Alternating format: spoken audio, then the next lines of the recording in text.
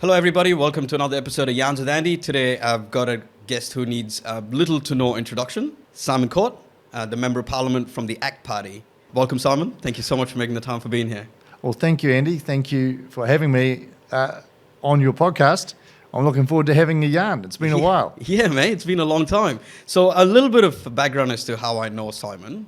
Simon and I worked together on a project in construction, which is the ultra-fast broadband rollout, which was in 2013, 14? Yeah, that's right. It was a long time ago. And since then, you've now moved on, become a politician. Yeah, that's right. So, back in 2013, 14, that was round about year 3 of the ultra-fast broadband rollout. Yeah. We had a big program of construction work to deliver, which was putting all the pits and all the ducts in the ground, and then hauling fibre from the exchange past people's houses and under the tree roots, mate. Yeah, that's in right. The trenches. That's right. Finding all of those electrical transformers and all the other things that trying not to hit them. That's right. That's right. Trying to find them before anyone hit them. Yeah. That was a very interesting project. But one of those projects that if you're an engineer or you work in construction in some way, then you can feel very satisfied when that job is finished and you know that you've built infrastructure that is really making people's lives better. And I think ultra-fast broadband is one of those projects that we can all be proud of. Absolutely. Imagine COVID and all the lockdowns without that fibre network. How fucked would we be? Well, I mean, everybody forced to work from home and or not work and just stream Netflix. Imagine how would we have coped? Some of us coped by trying to make sourdough bread or use up all the paint in the tins we had in the garage to repaint the kids' bedroom. That really enabled us to continue doing business and in terms of continue governing and operating the country as well, which would have been very, very difficult without fibre. 100%. So a little bit more background between us, just for the audience benefit. The previous interview that we had was where you interviewed me for a job. Do you remember that? I do. That was when we were looking to expand some of the business activities. Of course, that was a very long time ago. Funny, mate, 7 years later. Yeah, and then here we are. Here we are. You're interviewing me. Yeah. This is a podcast, mate, not an interview. Just a casual chat.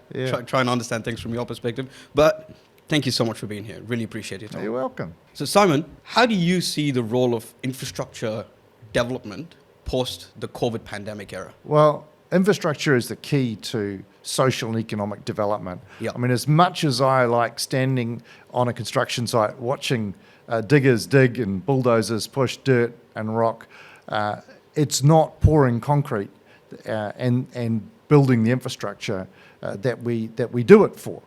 We do it to deliver services to people, whether it's water, electricity, or transportation services. So post-COVID, we need to think about, well, what are all the things that didn't get done during COVID? There were a lot of delays to projects. What are all the projects and schemes? There were a lot of shovel-ready projects that didn't actually. Yeah, that's right. What were all the schemes that people said were shovel-ready that they put on a list and then funded that still didn't get built because the basic things you need to have before you start building, like designations, planning permission, consents, detailed designs, and then issuing design for construction. If those things aren't ready, then your project wasn't shovel ready. But unfortunately, the previous government didn't understand that. And so they've actually left us in a much worse position, having borrowed an additional $100 billion, which my children and other people's children, potentially grandchildren, will be paying back. They've delivered next to no infrastructure. Did you say $100 billion? $100 billion. When the previous government took over, New Zealand had a government debt of $50 billion, and now it's $150 billion. And no one driving around New Zealand, going to work, or going on holiday would be able to say, hey, I'm driving on better roads, or if you live in Wellington, it's like, oh, they fixed all the water leaks. There are some things that did progress, but most of them were long-term projects that had already been funded under the previous government, like the Puhoi to Warkworth State Highway 1. Fantastic piece of infrastructure. But it takes years to stand up projects like that. It can take typically 6 years from agreeing to proceed with a project, going through, completing the business case, completing the financial and commercial case, design, and then starting construction. So to get to the construction start line is typically 6 years for a major project. Yeah. So where are we post-COVID? Well, we've had 6 wasted years where the previous government cancelled major roading projects, spent a lot of effort trying to stand up Auckland Light Rail, Let's Get Wellington moving, other what you might say are transformational transport and urban development projects. They didn't proceed because they didn't understand what it takes to get them to the start line, and they also hadn't necessarily diagnosed the problem and come up with the right solution. So we have to do that now. We have to actually go back and look at the work the Infrastructure Commission has done. So where is the need? Well, clearly we've got a need for water infrastructure. A huge infrastructure deficit is built up there. Transportation infrastructure in our major cities and between our metros like Auckland, Hamilton, Tauranga. And then there's other things like ports, for example, our education, our health infrastructure, which need to become much more efficient in order to deliver the services that we need them to. Yeah, so I'm a planner. Past is past, right? Yeah. Can't do anything about what's happened in the last 3 years. What have you got planned for us, which is different? And how are you going to influence positive change in the infrastructure sector in New Zealand? Yeah, well, I know you're asking me personally. I've got plans, but I'll just tell you a little bit about what the government's plans are, sure, because I'm also what you might call a junior cabinet minister in the current national. You're still the member of Parliament, New Zealand First and ACT coalition. Yeah, and so what the government's planning to do is to stand up the roads of national significance, about 15 major roading projects, many of which were cancelled by the previous government. We've got to get those underway as quickly as possible. And that's basically to deliver safer, more efficient roads so people can get to work, freight can get around the country. And then we've got to look at the water reforms. I mean, the previous government's attempt at it was an absolute disaster.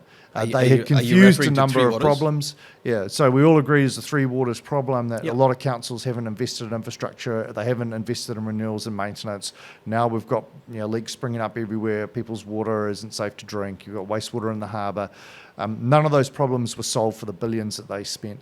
So we need to solve that, and really the problem to solve there is a funding and financing issue. How do we generate the money, produce the money to fix the pipe network, for example, and then who pays for it and over what timeframes. So my role in solving some of these problems, I have been delegated by the Minister for Infrastructure, Honourable Chris Bishop, the role to investigate the policy tools for funding and financing. So considering things like value capture. If we're going to build a transformational urban development and transport project, then there's going to be an uplift in land value around that project. Absolutely. And currently we don't have a system to capture some of that uplift and return it to pay for the project. All of that gets captured by the private landowners, even though they get the benefits of having infrastructure. So I'll be looking at funding and financing and how we can stand up some better options so that a lot of these projects which are currently unfunded can proceed and as quickly as possible. And I'll be looking at resource management reform, how we make it easier to get consents. And in fact, in an ideal world, most of the stuff we do in construction we wouldn't need consents for because we already know how to manage the environmental effects, and that's the approach I'll be taking. Interesting. Those are quite interesting insights. So what proposed RMA changes do you foresee coming up? We spoke a little bit about the RMA reforms. I want to understand from your perspective what those RMA changes would be. Well, anyone who's ever worked on a construction project in New Zealand knows that you'll have resource consents and you'll have to comply with those consents. They could say things like, before you start the job or any clearance, you need to set up a sediment detention pond, stormwater controls, keeping clean water separate from dirty water.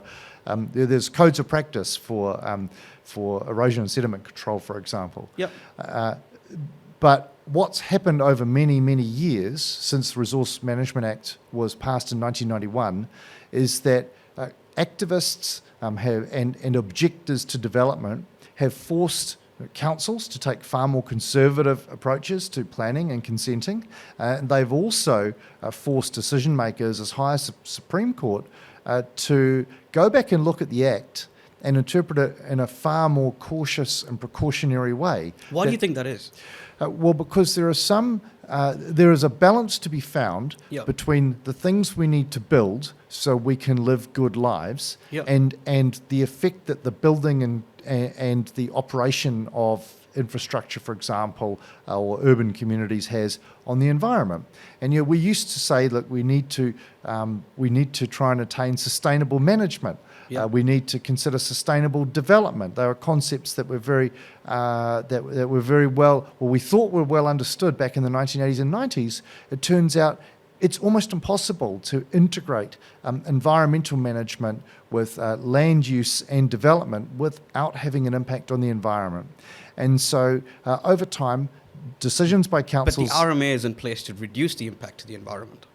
Well, it says that sustainable development is actually providing for communities and individuals to build and to farm while you minimise your effects on the environment. Correct. But the interpretation from judges and planners over time has become far more cautious and precautionary. There was a decision in 2014 at the Supreme Court, what's known as the King Salmon decision, which has influenced all other planning and decision making since. Prior to that, people deciding whether a development could proceed, whether the consent conditions would be tough or whether they would be easy to comply with. Prior to that, decision makers could exercise broad judgment. Is this development in the interests of the community? Does it actually contribute to the economic development of a region? Whereas after the King Salmon decision, which said, oh no, what is the King Salmon decision again? The King Salmon decision was King Salmon wanted to establish some fish farms for salmon at the top of the South Island, and the objectors said, well, look, that's not in line with the New Zealand Coastal Policy Statement, one of the national instruments that the RMA says, the RMA provides for, like the National Policy Statement for Freshwater or Urban Development or Highly Productive Soils, all of these, what they call national direction. And the Supreme Court agreed with the objectors that in order to give effect to the New Zealand Coastal Policy Statement, the words give effect to didn't mean have a look at it or have a read of it or have a think about it. It meant give effect to it. And so the very, very strong controls or anti-development controls in the New Zealand Coastal Policy Statement meant the Supreme Court said that development couldn't go ahead. Now, when a Supreme Court makes a decision, every other decision maker becomes precedent. Has to take that into account. And so what we need to do with the Resource Management Act is look at the objectives, manage environmental effects, allow people to get on with their business, whether that's farming, whether that's developing land for homes or commercial purposes, building infrastructure, operating ports, operating airports, accept that we need these things in order to thrive as a community and as a nation. But trust the designers and the planners involved to actually be able to manage environmental effects, like we've proven we can. I had Bayard and Ben from the Development Collective on my podcast earlier. Okay. And they turned around, and a simple question I asked them is, from paper to shovel on the ground, how long does it take in New Zealand? On a normal housing job, it's 14 months. Yep. That's fucking ridiculous. It's way too long. On the other hand, I asked them, they have experience in the UK. And I said, how long in the UK? 4 months. Yeah. So we have an opportunity actually to model some of the things that have worked in other countries like the UK. Yep. And what ACT proposed in our policy that we ran into the election with was actually to separate environmental management, environmental permitting from land development and infrastructure permitting in the way they do in the UK. So, for example, if you're seeking permission or consent to undertake an infrastructure development or a housing development in the UK, you would apply for that permit from your local council on the basis that it's your land, you can develop it, and you can build houses or a business on it. And if you need to say build it over a river, then you go to the water agency and you apply for a water permit. If you've got emissions to air because it's a factory making something that comes out of the stack, then you go and apply for an air permit from another agency. Yeah. And what that does is it doesn't force. But in New Zealand, we apply for an EPA, don't we? You apply for a resource consent Yeah. for the build, for the use of the land, for Correct. discharges to air, and taking To of public water. services. And you might get different consents for it, but if you look at a big project like Riverlink, which is going to go ahead and provide for flood control around Lower Hutt, and allow for really, really good economic development and social development in that part of Wellington, the consent conditions are onerous. They require the designer and the asset owners to invite a whole lot of objectors to come and sit on the design panel. Right. And then and actually have the objectors involved in the design of the project. And you say, well, look, I mean, if you're the asset owner, if you're the local council, if you're NZTA, the asset owner, you're already taking safety and design into account. You're building something for future users. Yep. You would hope that the engineers, the planners, and other people involved in the design and thinking about the maintenance of the asset would be taking account of all the things they need to under the law, and so that the asset performs according to what the business case said it would do. Fair. And we don't need all of that to be specified in consent conditions. So in turn, actually speeding up the process of actually building Yeah, smarter, absolutely. faster. So if you had to summarize real quickly, what are the changes you are proposing to the RMA? Yeah, so the ideas we have, because the policy is still under development, Andy, and when you go from opposition to government, Yep. all of your good ideas then need to go through a formal process Cool. of turning ideas into policies, Yep. and then policies into draft legislation, and then draft legislation into an act by passing it through the Parliament. Yep. So the ideas we've got right now are to separate out the consenting of infrastructure and land development Yep. in an Urban Development Act and environmental protection and a separate Environmental Protection Act. Yep. And we think that would go a long way towards enabling development, restoring private property rights. Currently, it's hard to know who to ask permission for. Do I ask the council? Do I ask my neighbours? Well, clearly yes, but also people find now they have to get permission from iwi or hapu on matters around cultural, which most designers can say, well, I can design for a fish passage, I can design to stop sediment leaving the site, but I can't really design for someone's culture. And so we're proposing to actually make it much more streamlined in the way we apply for consents for the built environment and reserve matters in the environment to matters that can be dealt with through actual science and technology. As opposed to opinions and well, I think objections. one of the challenges that New Zealand has is that we've brought the Treaty of Waitangi into decision making on so many matters that affect private property owners Yep. and asset owners, where really issues that remain unresolved between the treaty partners, between iwi and hapu and the Crown, should really be put back on the Crown and iwi and hapu to resolve, rather than everyone who wants a water permit or everyone who needs to develop land having to go and obtain essentially cultural reports and receive approval, which is what the Resource Management Act now requires developers to do. So we need to say, look, what is the role of planning? Which problems are we trying to solve here? Is planning to separate inappropriate activities, like you don't want an abattoir or a sewage treatment plant next to a kindergarten or residential home. So planning and zoning can solve that problem. We separate those activities. But what problems can't it solve? Well, it can't solve problems trying to determine what's appropriate for somebody's culture when it comes to land development and infrastructure development. Fair enough. Yeah. I hope you can get this all passed through so it fast tracks the entire process so we can build more and we can build smarter, faster, better and quicker. Well, that'd be in the ideal world. Yeah, you raise fast track. So in order to deal with some really pressing consents that have been delayed or that may well be delayed, today Minister Chris Bishop announced with Minister Shane Jones, who's the Minister of Regional Development, announced a fast track bill will be introduced to the House in the next couple of months, which will provide for a much simpler pathway for major projects to be consented. And now wouldn't that be a dream? Because I'm working on a major project now. Literally, which one? 80 Eastern Busway. Oh, fantastic! Yeah, that's Yeah. going to be fantastic for the people of East Auckland. Yeah, I mean, I go in and out of that project, Yeah. which is good. I set up the original contract program for them, Okay. and then after that, I've been called back every year to do a full thorough review of the program and Yeah. understand what's going on Yeah, okay. with the job and help them kind of fine tune the strategy, Yeah. which is quite interesting. And the consistent thing that you keep looking at is how all of these consents have a big effect on the time frame of the project. Yes. It's crazy. Yeah, and so when we're thinking about planning and consenting, there's a whole lot of problems to solve, like it's conflicts between neighbours to the project on a major project. People who are affected by the construction phase, Yep. but also potentially affected by different traffic flows and so on. Some of the things we can resolve through planning and consenting, some we can't. Yep. We've just overly complicated it.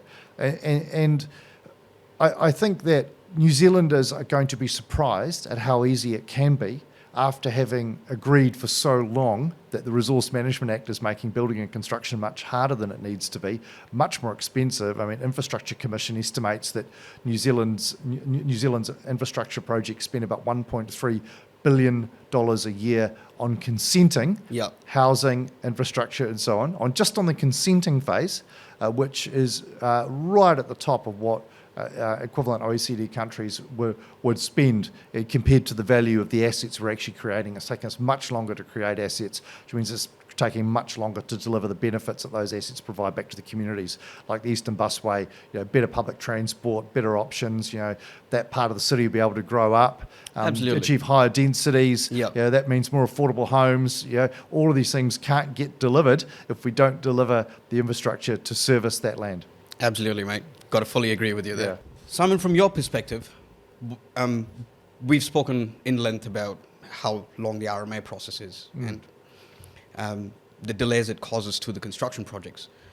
What innovation or how could technology play a massive part in actually fast-tracking all of that? Or what do you reckon the future is going to look like from a technology perspective? Well, I innovation. I think we need to use the data we've got much more efficiently and effectively. Absolutely. So when you look at consent conditions, and I think about all the consents I've had to obtain as a project manager or as a project sponsor, and roles I've had, I worked in local government, I worked for Auckland Council for 3 years, and the consents often replicated each other almost to the clause, right?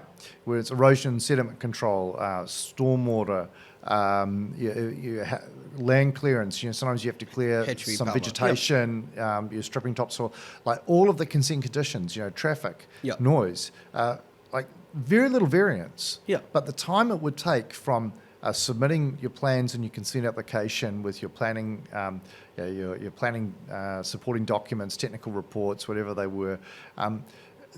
The time it would take for a processing planner often to have to allocate some of the technical information to other consultants because a processing planner might not know much about bat management. They might not know anything at all around contaminated groundwater. Yeah. So all the time it takes for them to understand the risks and then issue draft consent conditions back to you, that can take months and months and months.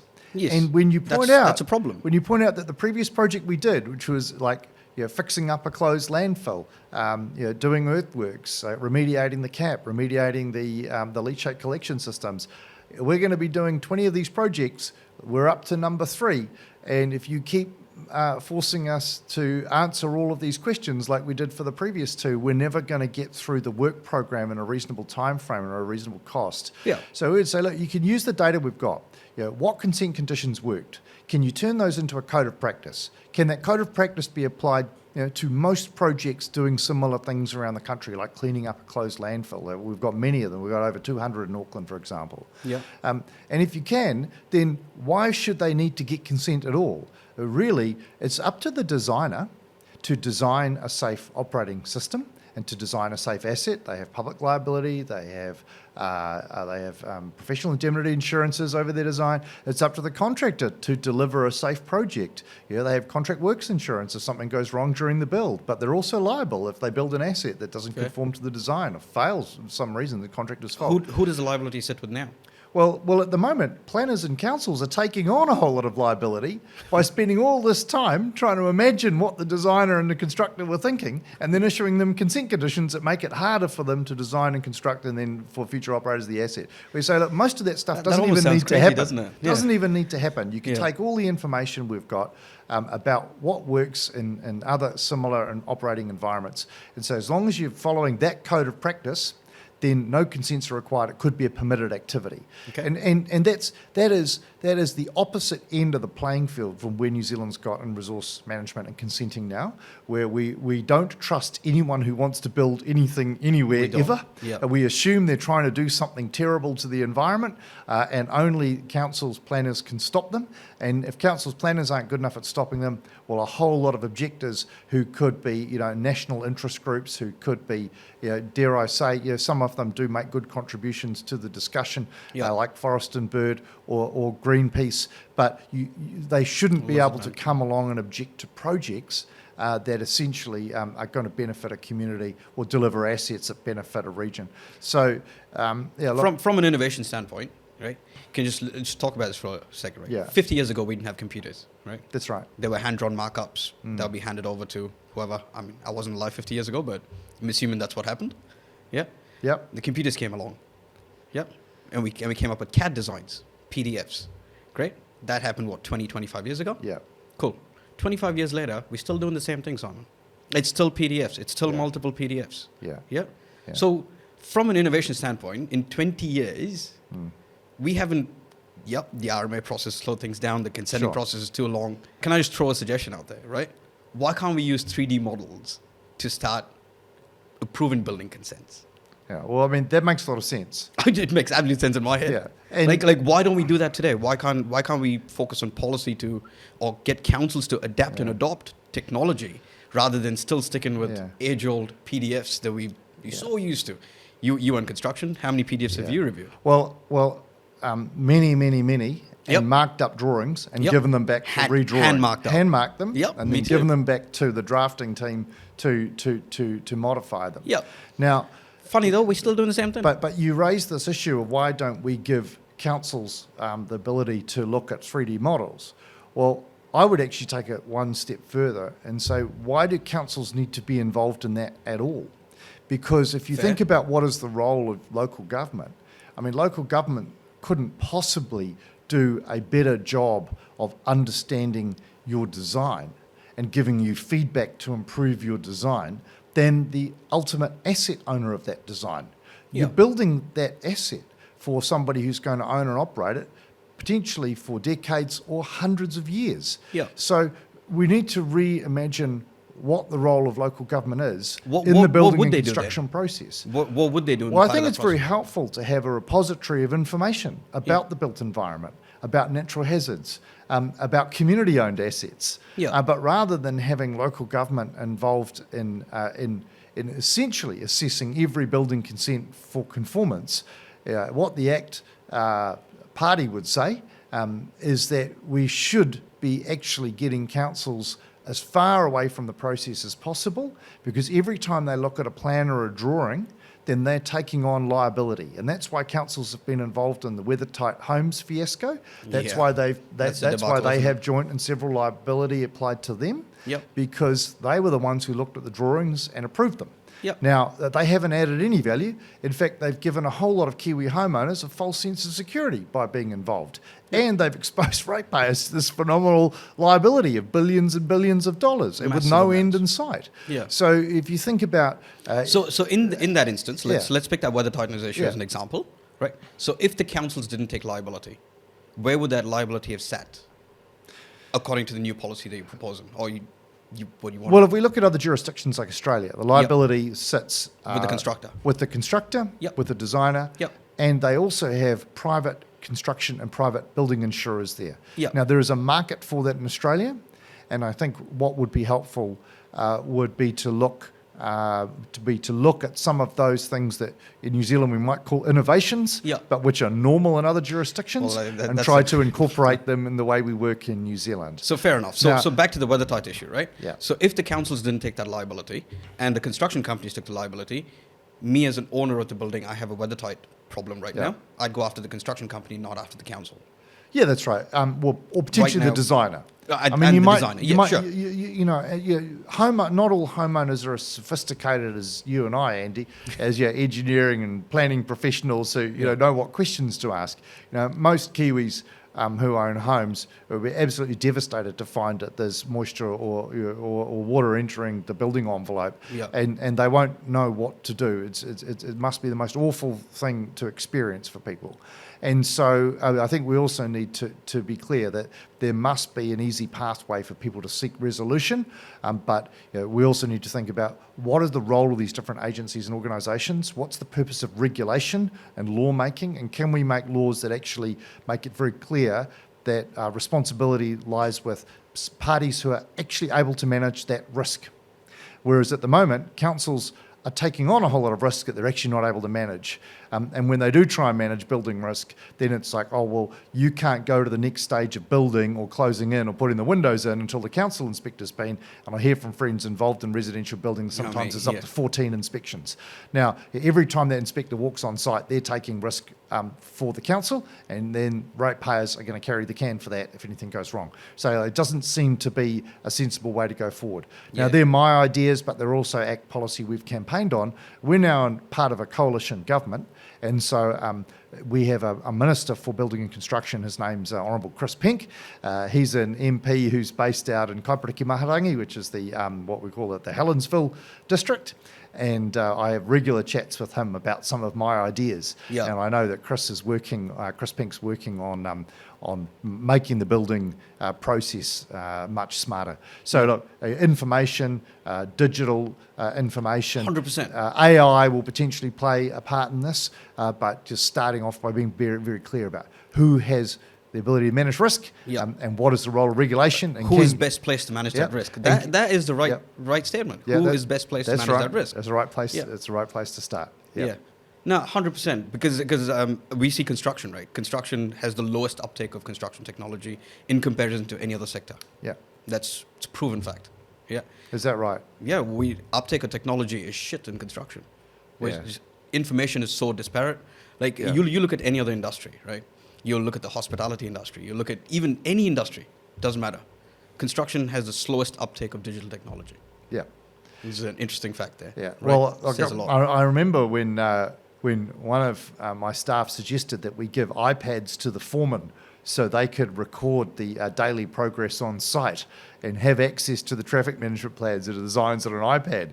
And the first question was, why would you give $1,000 iPad to a guy to a guy who keeps losing his spade? Yeah. So, but of course, if we don't make the effort to actually upskill our staff, the personnel who work in construction, and give them those tools, then their productivity will be will drag and will lag. And one of the things the Infrastructure Commission, which is an independent Crown agency, has told the government is that construction productivity is lagging far behind productivity improvements in other parts of the economy. Massively. Yeah. Massively. You ask me, and I'll give you examples of those. The number. Well, we don't want you to reveal any secrets. No. Your clients no might secrets, not want mate. you to. No secrets. No secrets. It's just the number of disputes I get involved in. The EOT claims. I bet you haven't. Extension of time. Yep. I bet you haven't processed one of those in a long time now, but I'm sure you've involved in a few of those in the past. I'm still, you're giving me post-traumatic stress disorder though by mentioning it. Mate, that's the life I live every day. Yeah. So, I would rather work in the tender space and set up good construction programs, which is like 4D capable. Like, you press a button and you know exactly the methodology you build. That's shit that I'm working on, and I love doing all of that. Yeah. But then I keep getting pulled into, Andy, can you look at this delay for us?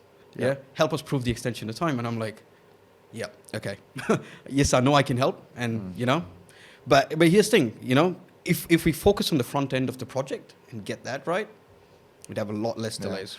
But we also communicate better. Yeah, and I think we also need to look at the source of delays. I'm know aware. a lot of them. Yeah, I'm aware that. When it comes to consenting is a major part of it. Sure, consenting is a major part. Yeah. Working out how to comply with consents. Yeah. And that's where allocating risk at the front end is important. I think with major projects, like we look at Transmission Gully, the analysis that's been done on that project by Infrastructure Commission points out very clearly that the allocation of risk to different parties, particularly the allocation of the consenting responsibility to the contractor, is quite likely to have contributed to problems, delays, and unnecessary additional cost on that project. Because if you think about who's best placed to get consents, it's probably and then who's best placed to manage the risk of it, it's probably the asset owner. If you're the big dog in the room, like you're the transport agency, or you own a railroad, or you are the council building an asset, then you're probably best placed to go and negotiate the best consent conditions with the other big dog in the room, which is the regulator. Whereas if you're leaving the poor old contractor to go and do it, then that's going to be a whole lot of extra time and add cost. And all of the design changes necessary to take the consents conditions into account then have consequential time and cost implications, which if the project sponsor, the people paying for it, had thought about more carefully, maybe they'd be like, "Don't worry, we'll sort out the consents, and then we'll give you the consents, so you can just get on with the design and build." No, interesting, mate. I hope some of this comes into play with the new coalition government and fast track. Well, look, this is information that's been shared publicly and over a number of years by New Zealand's Infrastructure Commission. The commission was established in 2018, I think, to look into the performance of New Zealand's infrastructure, construction practices, resources, what things made it harder to deliver, operate, and maintain assets. And they've produced a wealth of information which we can now use to tailor into better policies and better regulation. Yeah, cool. We'll probably leave a link to that down in the description below for who wants to go look at what the Infrastructure Commission's doing. Simon, given your construction experience and your decades worth of construction experience, what do you think the future of the construction industry will look like in the next decade? Well, we have to make some really significant changes to the way we fund, finance, deliver projects in New Zealand. Fast track. Fast track consenting and planning will help. Reforming the entire planning system will help, though, because most projects in New Zealand, 99.9% of them aren't mega projects, and they won't be on the fast track. Because the motto of my company is smarter, faster, better. Right. Strategic planning, that's all I stand for. So smarter, faster, better spatial planning. So we know where the infrastructure is going to go well ahead of time. We need to have a clear pipeline of work. That's something else Infrastructure Commission's been working on. I think they said that they've got over 4,500 projects identified out over the next 5, 10, 15 years. Starts to get a little bit more hazy after that. And across central and local government and other agencies like health and education. So we need a good planning system. We need a pipeline of work that's obvious. And we also then need to sort out the funding and financing issue, because while we know that we need new schools and hospitals and roads and bridges, we also need to know that the funding will be available at the time you need to start paying bills. And at the moment, while we know what the projects are, we know what the community need might be or where the growth is happening, whether that's rapidly growing cities like Tauranga, Auckland, Hamilton, that need infrastructure to service growth. But what we don't know is where the money's coming from, and not just where the lump sums are coming from, but where does the revenue come from to pay that loan back? Because all of the stuff is essentially debt financed, right? No one's turning up the at the contractor's office, with a briefcase full of cash to pay the monthly invoice. This is debt that's raised and then paid back over time. But at the moment, we don't have a clear revenue source. So my vision... Well, technically, you only have one revenue source, which is taxpayer money. Which is taxpayer funds. In some cases, we do have revenues, like there's a few toll roads in New Zealand, right? But compared to Australia, or where I was in Malaysia last year, where pretty much everywhere you drive around Kuala Lumpur or around Peninsula Malaysia is on a toll road, and you're driving fast. Same when I was in Texas in 2022. They built 9 toll roads in the last 20 years. You can drive around legally at 85 miles an hour, which is about 130 kilometres an hour on their toll roads. So they do work. We need to have revenue streams for water infrastructure as well. Very few councils actually have metering and charge people based on the volume they use. So there's for water. Auckland's the only. Auckland does it. Kapiti is a few other councils, but I also live in Wellington 30 weeks of the year. There's 2 new leaks have erupted out of the footpaths in the road in my very short walk to work in the last few weeks. But they don't know where their funding's coming from because they don't have water meters. So we need to solve the funding and financing issue. Like, we solve that, then 10 years from now, when we get into the early 2030s, we will have built a whole lot of infrastructure that we thought we couldn't afford.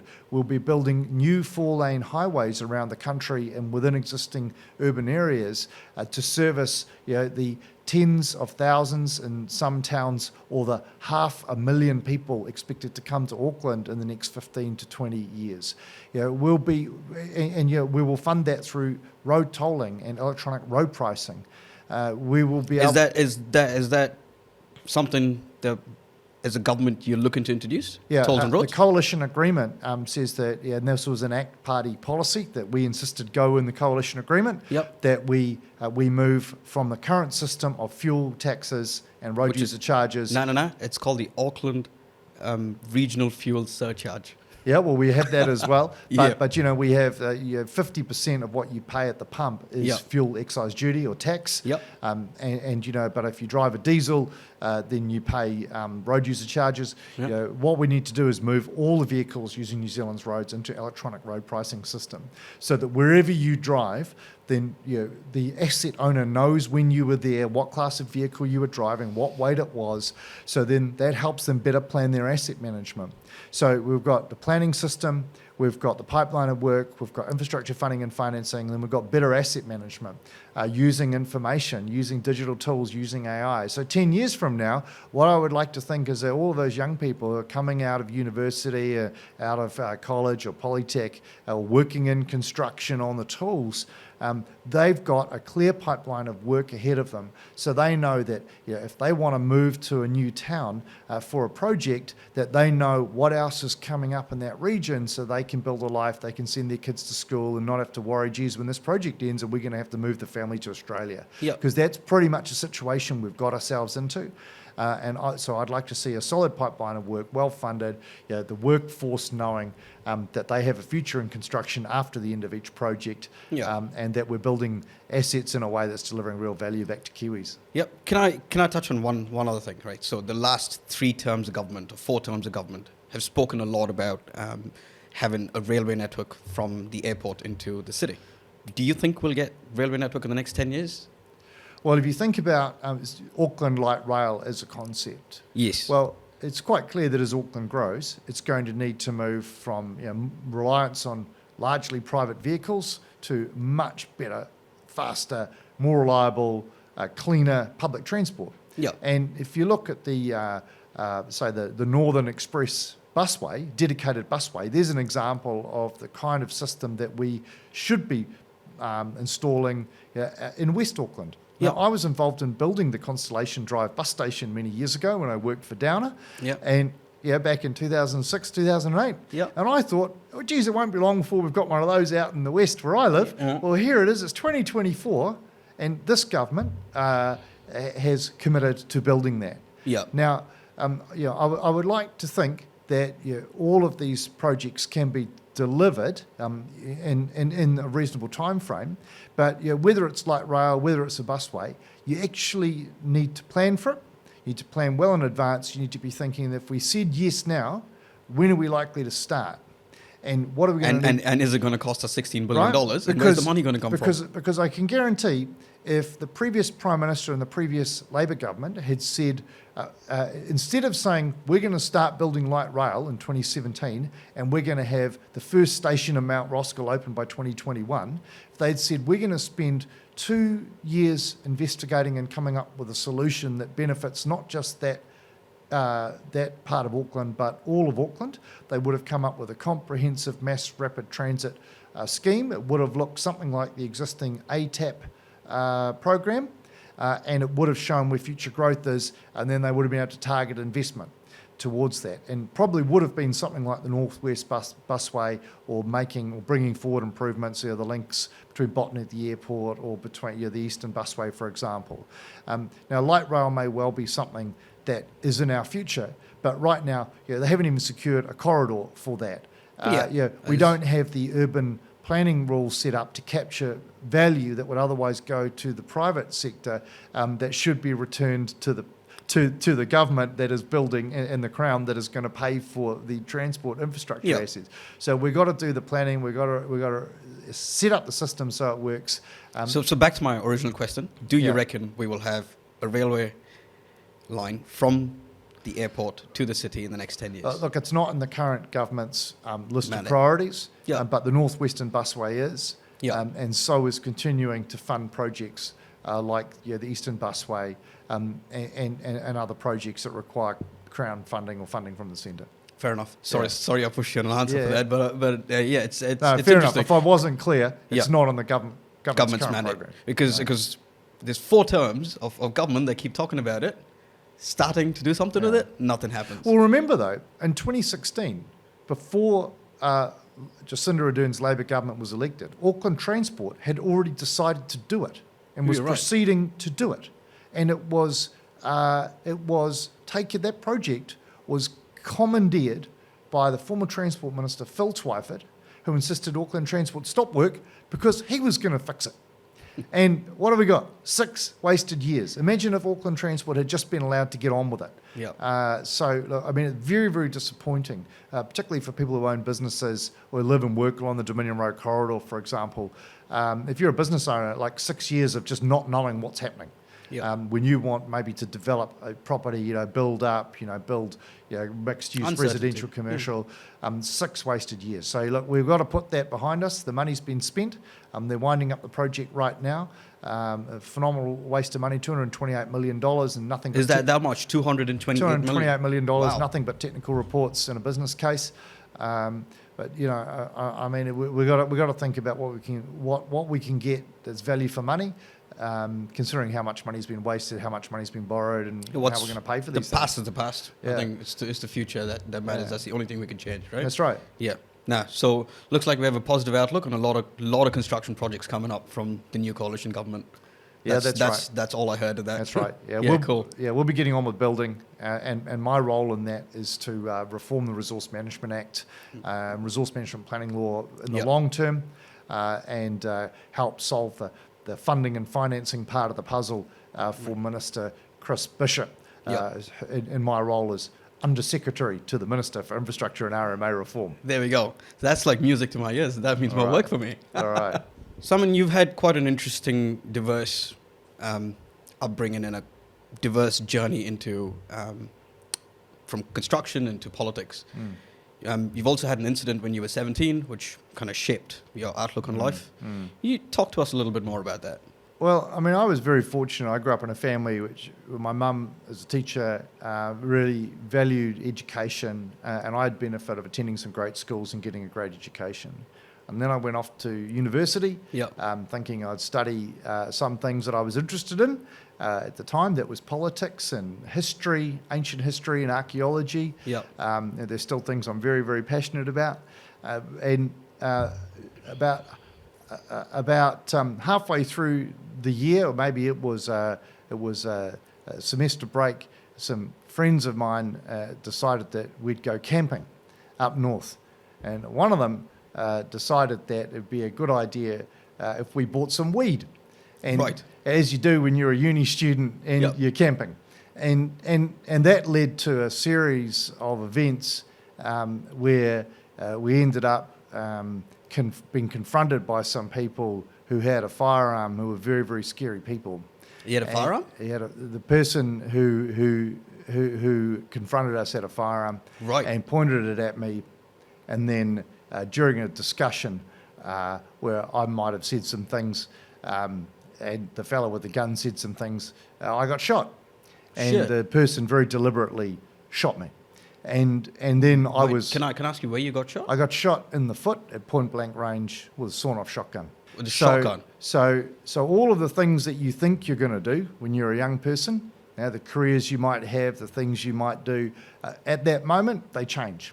Now, that changed some things for me, but it didn't change me wanting to try to make a difference in the things I was doing in my life. And when I recovered from that, there was a process. The guy eventually went to court and was charged and convicted. So yeah, that took a while. I took quite a long while to recover. But during that process, I had an opportunity to think about the decisions you make in your life, the things if you had your time again, you probably wouldn't do. But again, no one deserves to get shot for buying weed. And, hopefully we've moved on in New Zealand from that.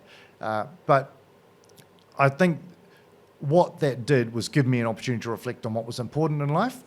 I went away, I did an OE, I came back a few years later, and I'd resolved that I would study science and then engineering, and that I wanted a career actually being in the outdoors, as a lot of young people do, being involved in building things and conserving nature and protecting the environment as best as I could through the things that I was building.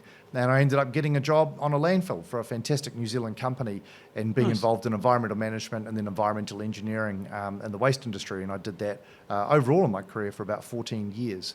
So, sometimes really, really bad things happen to people in the course of their life, and at that point you have to make a decision: am I going to, am I going to be knocked down by this, or am I going to evaluate where I'm at and decide some things that are going to make sure that I have that good things happen?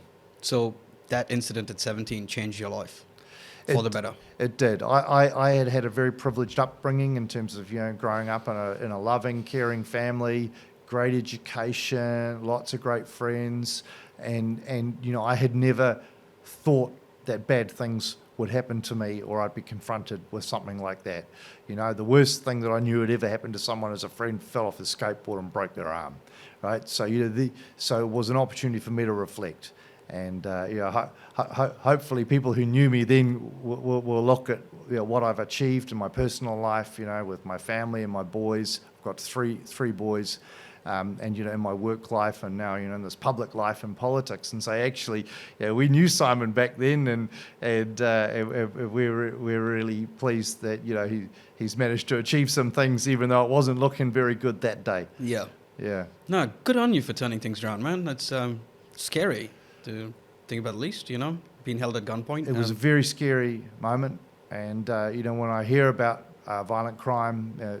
People in their shops or in their homes, being robbed, people going to work at the shopping mall, like in a jeweler or in a store, and having people come into their store and trash it and threaten them and rob. I can empathise with how that feels as a victim of crime and to feel threatened and the threat of violence. It also has it tweaks a great sense of the sense of unfairness in me when these things happen to people. It wasn't. They will always question themselves: what could I have done differently? Could I have protected the shop differently? Could I have protected my staff? But in the end, I think victims of crime need to feel safe, and perpetrators of crime need to feel the consequences. Yeah, your newest ACT member from Hamilton, I keep forgetting his name. He fights for the shopkeepers who get attacked. Are you talking about former ACT MP, Dr. James McDowell? No, his name skips me. The Indian fellow from Hamilton, who he's an ACT member, very recent ACT member. Yeah, no, I know the chap you're talking about. Yeah, he stood as a candidate recently. Yeah. He does some great work in the space, doesn't he? Yeah. Anyways, now, mate, the support for victims is very, very important. And you more than anybody else. Know that. Yeah. But also, Andy, you'll know that, and all the time we work together, and all the other roles that I've had, it hasn't been like what happened to me as a 17-year-old. Hasn't affected the work that I've done.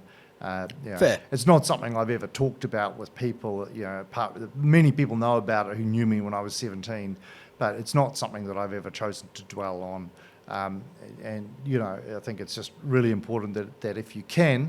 No matter what's happened, you can just get on with your life. But here's the thing, right? That's, as a 17-year-old, you had a scary incident that could have changed your life one way or another, and you chose a path to be better, to make something of yourself, and that was a turning point in your life. And you could be a prime example for a lot of youngsters out there who have had any of those situations. Hopefully, not many people, but have had bad things happen to them.